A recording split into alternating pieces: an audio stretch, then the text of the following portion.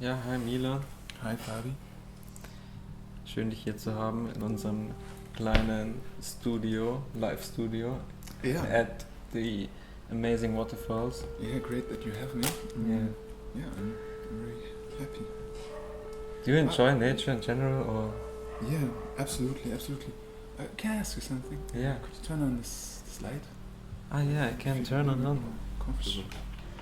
For sure. Oh yeah, great. Thank you. Yeah, but back to your question. Nature? Yeah. Yeah, definitely. Bugs and stuff like this, and the real nature sometimes scares me a bit. And yeah, and the real natures can be very tough, I think. Oh yeah, I understand you. I'm really afraid of shark attacks and this shit. Yeah, I can understand this, yeah. Yeah, but in general, nature's cool. So cool. Yeah, try to have water. I try something here. Okay, yeah. Now we are in Frankfurt. It's your hometown, like I know. Is it right? Yeah, that's true. Born and raised up in Frankfurt. How does it influence you? Yeah, if only I knew this. I mean, this is really hard to say. Once we went to a friend of another friend. We were 3 and visited this guy, and he was living alone with cats, and he was stealing and sitting there, dealing a bit, watching TV, and he was a total nerd about ancient, I don't know, some stuff, and he lived with some cats. And after we left, we said, yeah, this was really an experience, because we came in this nerdy world from this guy, but afterwards this one friend said, yeah, in Frankfurt there's only one of this type of persons, this stealing dropout, who lives from Sozialhilfe and stuff like this. And in Berlin there are millions or thousands of this kind of person. But in Frankfurt there's always only one type of from every. That makes it even more sticking out. Or in Frankfurt, these crazy persons are sticking out way more. And in Berlin, it's like almost normal to be like this. Yeah, they're sticking out, but they are also lonely. This is very sad in a way sometimes to see. Yeah. Also, something in Frankfurt which I think sometimes there are many freaks on the street who really are freaks, and how you would call them freaks, or how they look, they talk with themselves, they really in a different world in a way, but they are all separated and alone, and I sometimes think that in Frankfurt there are many crazy people, but they cannot connect to each other so good. In other places they maybe found ways to give each other it's power. pretty hard if you're a sensitive person there, most probably, because it's like so hard that there's no help, or like I don't know, like they are so alone, and if someone is understanding you as empathy and it's like kind of, I don't know, sensitive to you, it gives you also a lot of power, like to be who you are, like I don't know. But maybe also the different, like I don't know, it can also be that Frankfurt is like, through this experience you come more to yourself, I don't know. But tell me about your first gig. In my whole life? Yeah. Oh, that's okay. I mean, there were some dark spots where I was playing guitar or something. Not guitar, violin. As a child I learned some violin, and this was, but I don't think about it much. And then first gigs was probably with my band when I was in school still. We played some jazz rock, as we call it, but it was always just two or three chords, of which we thought they sounded jazzy, which they did, but we didn't know much about jazz and stuff. And then the drummer and the others, I played bass in this time. I played some bass line which was recognizable, and everybody made a solo about it. Yeah, and this was it. And for one evening we were famous in Frankfurt. We felt famous. Afterwards, the band collapsed, and it was really the fame hit. Yeah. We all said this was the best gig we ever had. We had a few, and then it came to this after 1 or 2 years of playing. And there were very many drunken people dancing and sweating to our music. This was very touching. And how your music evolved, like from kind of rock jazz, or like, and where was it going? After this, I kind of left this band, and then it was because they did something for me which was a step back in a way in this situation, because they started covering real jazz standards or like funky stuff, and I didn't want to do it because I thought what we did before was cooler already, and this was for me a step back in my thinking. I wanted to get more professional, like learn stuff from this covering, but I didn't like it so much. And then I left this band, and I had another friend who was in my school. I changed school in these days also, or even before that. I met him in my new school, and he was in a band, and they were like psychedelic hippie rock or something, I could say. And I played guitar before I played bass, and so I went there, and I kind of liked them, still connected to them. A few gigs, and then this drummer, which was a friend of mine, he left to Berlin. Which can always happen. And how you came to Ambient Punk? I've heard you are like planning to release an album soon. Yeah, that's true.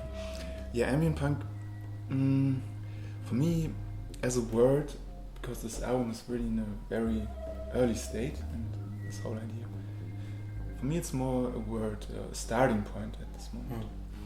And for me it consists of something like, first of all, I have to say I read a book. It was a book by David Toop, and it's called Ocean of Sound, and I liked the book a lot. And it's kind of stating that we already kind of live in an ocean of sound. And if you see the all oral stuff going around as compared to an ocean, he gives many small texts about this, how this could fit with this picture of living in an ocean of sound. And it's very inspiring. It goes to anything, like, but one little text is about ambient as a music type of genre or something. And the book's from the 90s, I guess, and the ambient was really big in a way, and it was also, there were many techno parties, always had an ambient floor also, as I'm told. Wasn't on techno parties back then already. And then this idea of doing music which is this is always already coming from in the 19th century, I guess, from Debussy, or I don't know, I forgot the name, Ravel, or one of these romantic dudes who said that, who composed music that should be more like furniture in a room, which doesn't want so much that you have to listen closer, and that it's more like furniture. And this is, I guess, a bit in the idea of ambient, or was the idea. But in this book, this guy David Toop already says that that something like ambient dub developed from this idea of ambient. That this being only stepping a step back, like I'm just ambient here. I don't make real music for listen.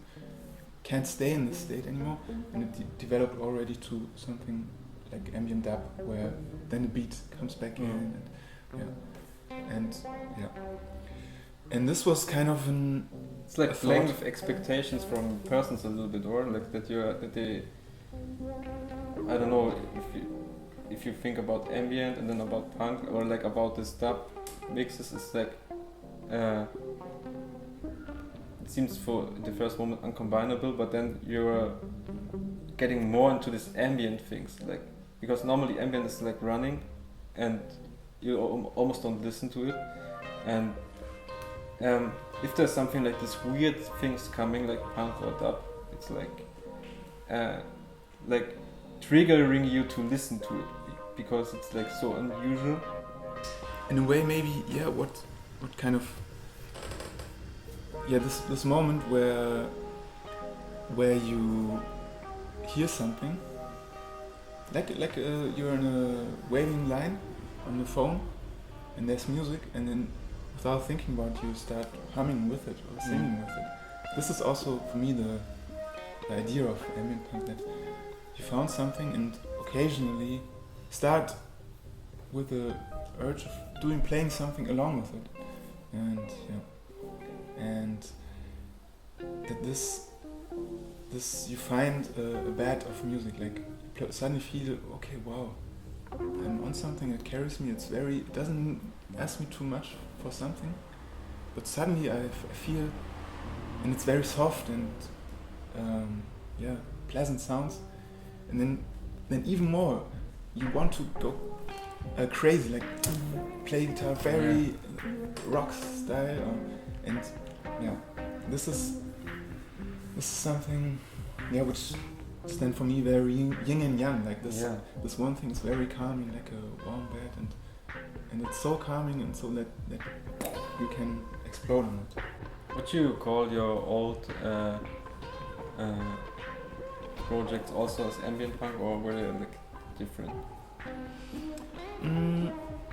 They were pretty different, I'd say, or different. Many years I did some music where under a flag, can you say that? Like under a circumstance, where I was trying to find some riffs and do some proper singing to it, and building songs or something. And I always found myself thinking, this is okay, but I don't feel so much. I could do it, and I started millions of recordings, and never finished them and stuff like this. And they were always an idea that it should one day I make tracks, really like proper tracks, and then it's daily. I do it daily without having to put me in anything. It comes natural, and so I just, this is also for me an idea, this album, to like stick with what you are able to now and do this. Do it simple, and for me also this word punk, I mean, it's a bit overused these days, but really it just says this. It doesn't mean a certain type of music or a certain type of sound, but this, doing it the way you're able now in this moment. Like so with punks, like that they play like instruments, like, or play guitar, maybe don't even play guitar or learn to play guitar, like it's like really, I don't know, experimental kind of, and maybe your music is also like an experiment for yourself, how it's going to be like to make this album.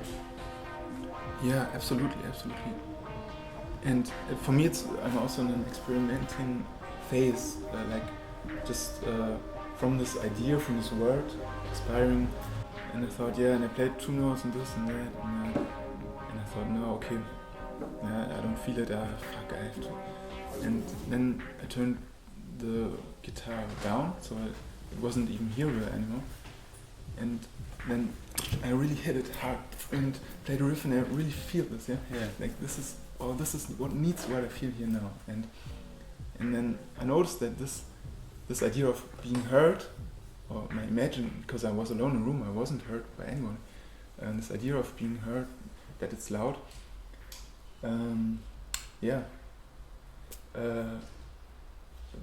kept me, and just turning off the guitar, and then I could turn it on again, and okay, I have to hit it, and not think about how it sounds, how it's gonna sound. Yeah, and this is one of these little things I practicing it every day. I find stuff like this all the time. It's just strategies to get more to the feeling, yeah, to ease my own pains and yeah, experience all this feel. And yeah, only tip I can say is, does it suit you the way you learn it?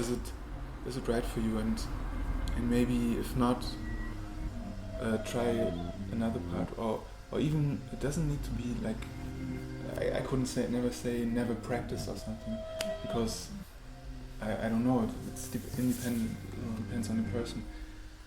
Whatever kind of way you learn it, or how it comes to you, it always not only depends on you. Yeah, just try also your own way, maybe parallel to this. Just play the way you feel like, and play wrong notes, really play shitty, and really with your body. That's also one thing, like jumping around. This is not no bullshit. Like if you have a guitar and jump around and propose for a mirror, look cool, and it has a meaning, because it's jumping around and playing like a rock star helps you to play more with your body, for example. And yeah. Thanks a lot, Milan. It was a pleasure to have you here, really. Yeah, for me very much too.